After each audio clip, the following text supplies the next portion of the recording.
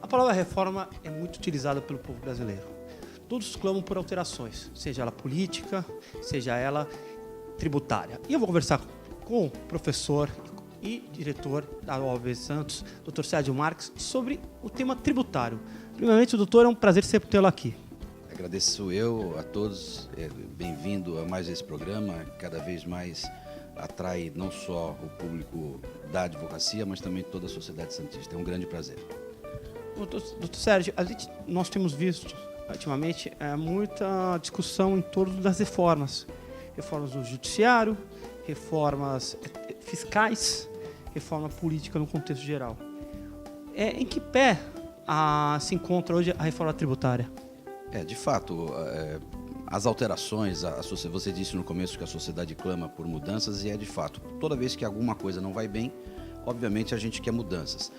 A ideia de reforma tributária, na verdade, me acompanha há 20 anos. Desde que estudo o direito tributário, a gente ouve falar em reforma. Na verdade, não se tem perspectiva razoável de que haverá uma reforma tributária. Até porque a expressão reforma, ela fica na boca do povo, mas é alguma coisa que milita contra a própria reforma. Quem já teve uma casa e precisou reformar uma casa sabe que essa palavra é proibida, né? Porque significa mudar tudo. E mudar tudo é impossível. Nós temos um sistema tributário que é basicamente constitucional. E, portanto, mudança tributária, reforma tributária exigiria reformas constitucionais. E, portanto, emendas constitucionais é uma coisa muito difícil.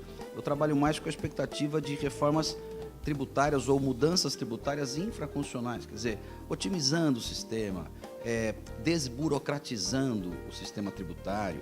E hoje o que a gente percebe é um sistema muito complexo. Nós temos 3 níveis de tributação, né? Federal, estadual, municipal, muitas coincidências dúplices, né? Portanto, uma venda de um palito gerou já IPI, ICMS, COFINS, PIS. Portanto, os tributos se multiplicam e incidem sobre a mesma base. É uma burocracia enorme, muitos documentos, informações que vão para a Receita, que voltam, que vão para a Fazenda Estadual, que voltam. Portanto, eu acho que a perspectiva de mudança é mesmo numa base mais infraconstitucional, alguma coisa que dê mais fluidez ao sistema, menos burocracia e, obviamente, menos carga, né?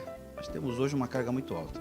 Você tocou num ponto importante. Na Europa, depois, ainda mais na formação do mercado único, há uma diminuição, na verdade, há um único imposto.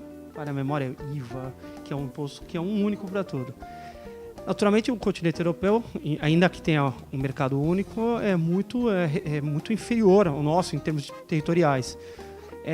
Mas dá ter uma perspectiva dentro desse nosso ordenamento da diminuição de impostos que às vezes tem uma finalidade, não todos, mas poderia ter uma finalidade única para um único ato.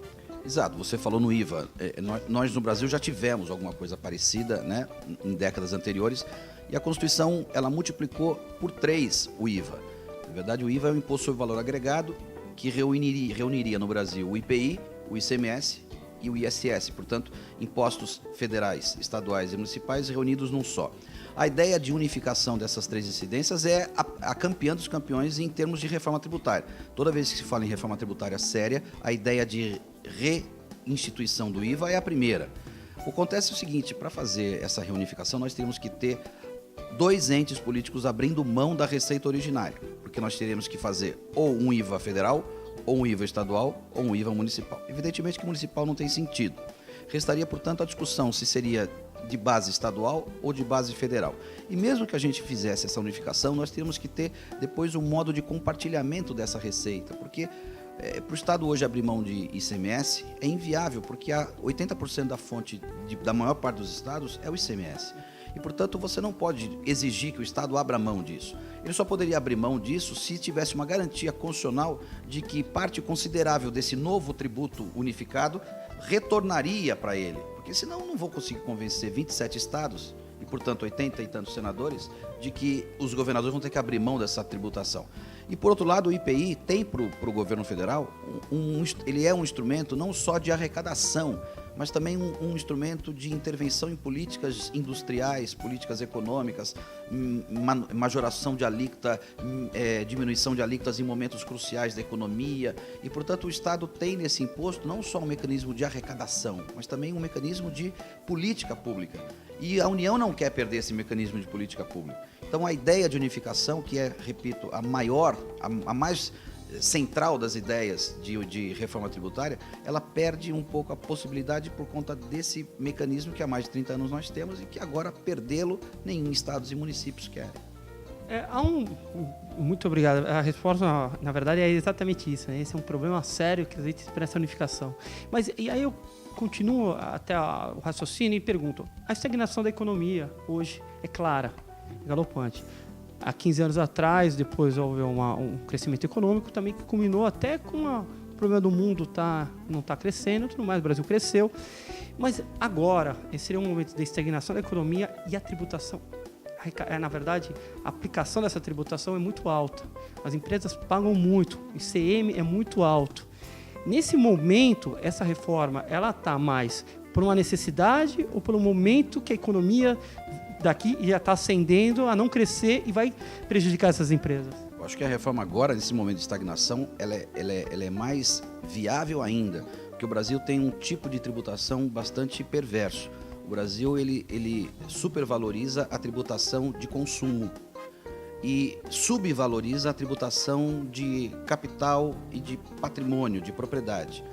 E, portanto, isso tem um viés ideológico e você aceita ou não aceita isso. Acontece que com a estagnação da economia leva, portanto, a uma diminuição de arrecadação dos tributos, justamente que dependem da economia estar virando. Portanto, no Brasil, como nós temos uma carga tributária maior para os tributos de consumo, quanto menor seja a produção econômica, menor será a carga. E o Estado vira um ciclo vicioso. Portanto, ele tem uma carga tributária que é alta, mas em compensação com a estagnação, a arrecadação acaba diminuindo e, portanto, como diminui, ele precisa de mais arrecadação e aí é um ciclo que não tem como parar, porque o Estado hoje tem no Brasil, o Estado brasileiro tem hoje no tributo, a grande função do tributo hoje é gerar dinheiro para o Estado fazer tudo o que ele acha que é importante fazer. E o problema é que nem tudo o que ele acha que é importante fazer é de fato importante fazer. Eu conversei com o Dr. Sérgio Marques, que elucidou muito bem o termo reforma. A gente clama pelas reformas políticas e do judiciário, mas temos que entender também como que funciona a reforma tributária. Ela parece simples a palavra, né? Mas tem muitas coisas. É um jogo de xadrez aqui. Então foi muito importante ele elucidar dessa forma muito clara. Obrigado, viu, doutor? Obrigado, Sérgio. É um prazer sempre estar aqui.